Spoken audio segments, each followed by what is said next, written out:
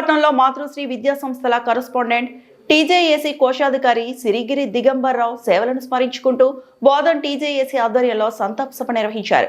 గురువారం అంబేద్కర్ చౌరస్తాలో దీక్షా స్టైల్ వద్ద జరిగిన ఈ సభలో టీజేఏసీ నాయకులు, శ్రేయోభిలాసులు, కుటుంబ సభ్యులు ఆయన చిత్రపటానికి పూలమాలలు వేసి పుష్పాంజలి ఘటించారు.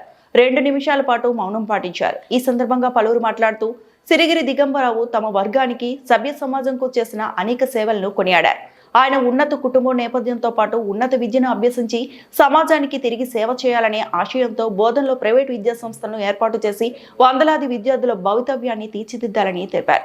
తెలంగాణ రాష్ట్ర సాధన ఉద్యమంలో బోధనలో జరిగిన 1519 రోజుల దీక్షలో ఆయన కీలక పాత్ర పోషించారని, అనేక సమస్యలను ఓర్పుతో పరిష్కరించారని గుర్తు చేశారు. ఆయన ఆశయాలు కొనసాగించడమే నిజమైన నివాళి అని నాయకులు పేర్కొన్నారు. ఈ సభలో టీజేఏసీ పి గోపాలరెడ్డి, ప్రధాన కార్యదర్శి B Mallesh, G Shivraj, Saibaba Goud, RTC Sudarshan, Nakkalingareddy, M Vidyasagar, Lakshman Patel, Narasimhappa, Digambarao, సతీమణి Jayashree, Matrushri school manager H Subhash, private విద్యా సంస్థల నాయకులు కోడాలి కిషోర్, ముత్యాల హరికృష్ణ, శ్రీనివాస్, చక్రవర్తి తదితర విద్యార్థులు పాల్గొన్నారు.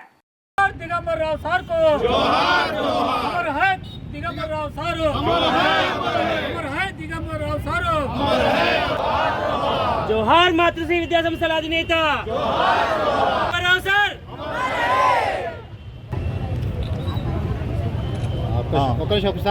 చాలా చోట్ల చాలా విద్యా సంస్థలు చాలా చోట్ల ఎక్కువగా ఉన్నాయి. అదేవిధంగా బోధనలో కూడా స్కూళ్ళు, కాలేజీలు, చాలా రకాల విద్యా సంస్థలు ఇక్కడ ఉన్నాయి. కానీ ఎక్కడ చూసినా స్కూల్ అసోసియేషన్ అని, కాలేజీల అసోసియేషన్ అని, వేరే అసోసియేషన్ల పేరిట ఉంటుంది. కానీ బోధనలో కేజీ నుంచి పీజీ వరకు ఉన్నటువంటి అన్ని విద్యా సంస్థలకు కలిపి ఒకే ఒక అసోసియేషన్ ఉంటుంది. అది బోధన్ ప్రైవేట్ విద్యా సంస్థల అసోసియేషన్. దానికి ఫౌండర్గా ఈ సంవత్సరాలు ఆయనే ఉండేవాడు. ఆయనతో పాటు దాదాపు అన్ని సంవత్సరాలు కూడా ఇద్దరం ఒకటే. చాలా బాధ అనిపిస్తుంది. మరణం ఎవరికి ఎంత త్వరగా ఉంటుంది అనేది ఆ భగవంతుడు ఆల్రెడీ రాసి పెడతాడేమో.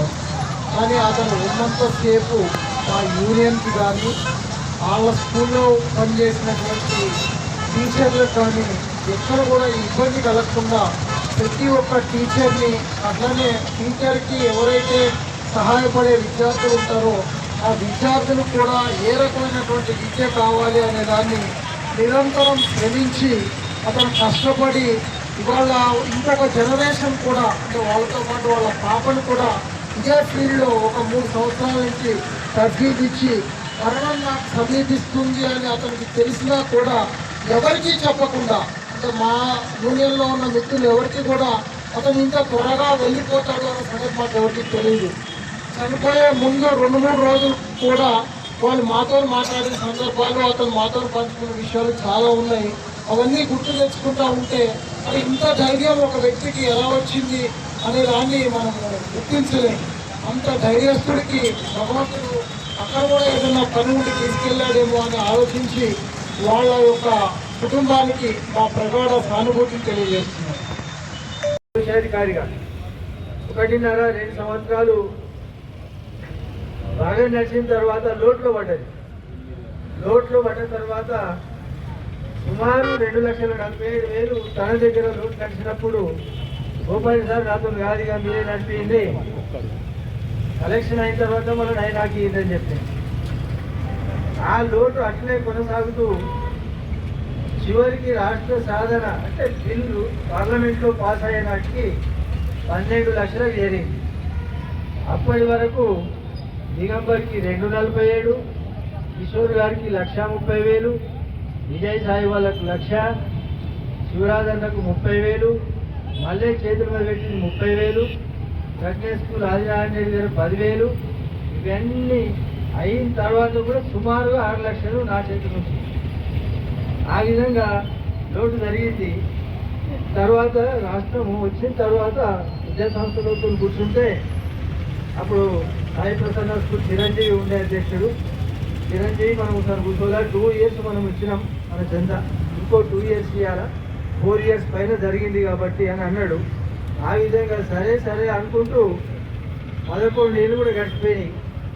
సరే ఇయ్యాలి కాకపోతే రేపు అనుకున్నాం. మళ్ళీ చెప్పినట్టుగా చాలా దగ్గర నేను చేపాయి డబ్బులు తీసుకున్నప్పుడు దాని అవసరమైతే 1 ఎకరం అమ్మేస్తా, అడ్వాన్స్ పెడతా, ఆ విధంగా వచ్చిన డబ్బుల్ని లోటు పూడ్చుకుందాం అని అట్లా కూడా సిద్ధమైన సందర్భం.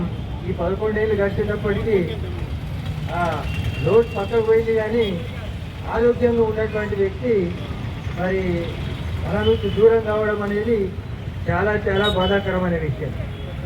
ధూమ్ధామ్ కార్యక్రమాలు వేసినప్పుడు సారి ఇలా ధూమ్ధామ్ కార్యక్రమం 5-6 గంటల వరకు గ్రామాల నుంచి మనం జనాన్ని తరలించాలని చెప్తుంది.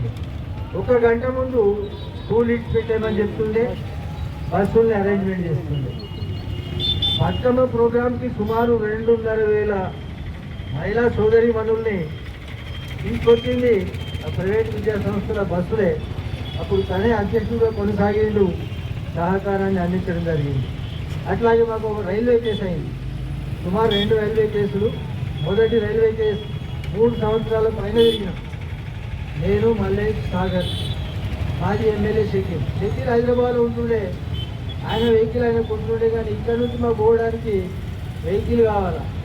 9:30కి అక్కడ పోతూ కమిషన్ సికింద్రాబాద్ చేరుకోవాలి. సార్ ఒక వెహికల్ ఏర్పాటు చేయాలంటే తనే ఒకసారి తన వెహికల్, ఒకసారి విద్యా వికాస్ వెహికల్, ఒకసారి ఇందూరు వెహికల్, కార్లు అరేంజ్ చేసేవాడు. డీజిల్ కూడా పోయి పంపిస్తుంది. ఆ విధంగా అన్ని విధాల సహాయ సహకారాలు అందించిండు. ఇక మా దేశంలో ఏదైనా చిన్న ఘర్షణ వాతావరణం వస్తే, సమస్యలు వస్తే నేనున్నా అని చెప్పేసి ఎంత కఠినంగా ఉండేవాళ్ళం అంటే మళ్ళేసి నేను అవతల వ్యక్తి అబద్ధం ఆడితే, నిజమని తప్పుగా పట్టిస్తే కఠినంగా ఉంటుంది. అటువంటి సందర్భాల్లో ఆ వ్యక్తికి మాకు కొద్దిగా గ్యాప్ వస్తుంది. అంటే శత్రు ఆలోచన విధానంలో నడిచినటువంటి వాతావరణంలో నేను నానే వచ్చేసి ఇద్దరు కూర్చోబెట్టేసి కాంప్రమైజ్ చేసి, తర్వాత దీక్షలు కూడా సుమారు 1,500 రోజులల్లో మనకు మాట ఇచ్చి తప్పుకున్నటువంటి వ్యక్తులు 11 గంటలకు సార్ మేము ఇలా కూర్చోలేం అన్నప్పుడు అప్పటికప్పుడు మన శంకర్ బాగడ దిగంబర్ సార్ ఫోన్ చేసి, ఆయా విద్యా సంస్థలకు ఫోన్ చేసి వాళ్ళ టీచర్లను కూర్చోబెట్టిన సందర్భాలు ఉన్నాయి, పిల్లల్ని కూడా కూర్చోబెట్టినటువంటి సందర్భాలు ఉన్నాయి. ఆ విధంగా చాలా సహకారం అందించిండు. కానీ మనము ఊహించలేదు, సుమారు 55 సంవత్సరాలు, ఇంకో 15-20 సంవత్సరాలు కనీసం బతకాల్సినటువంటి వయసు. మీరు పోయినప్పుడు 6 నెలలు అనిపించలేదు ఏం సార్ అంటే అమెరికా పోయిందని చెప్పి చాలామంది అన్నారు. సార్ని ముఖాముఖి అడిగేటప్పటికి పరిస్థితి ఇది అని చెప్పాడు. గంటన్నర కూర్చున్నాం. అప్పుడప్పుడు 2 సార్లు పోయినాం, మళ్ళీ 4 సార్లు పోయాడు. కానీ ఇంకా పోవాల్సింది ఉండిందే.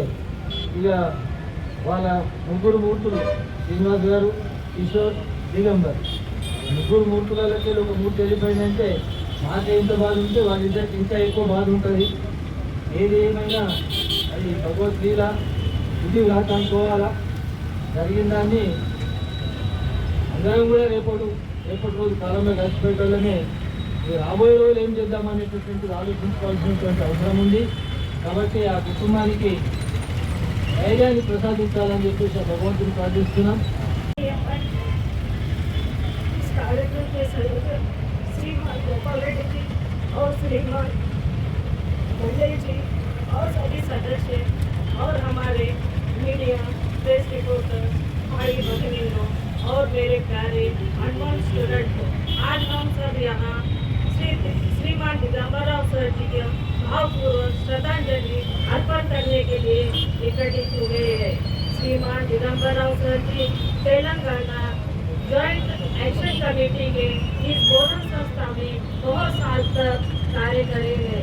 श्रीमान दिगंबर राव सर जी एक अथक मेहनत करने वाले महान व्यक्ति में गिने जाते थे।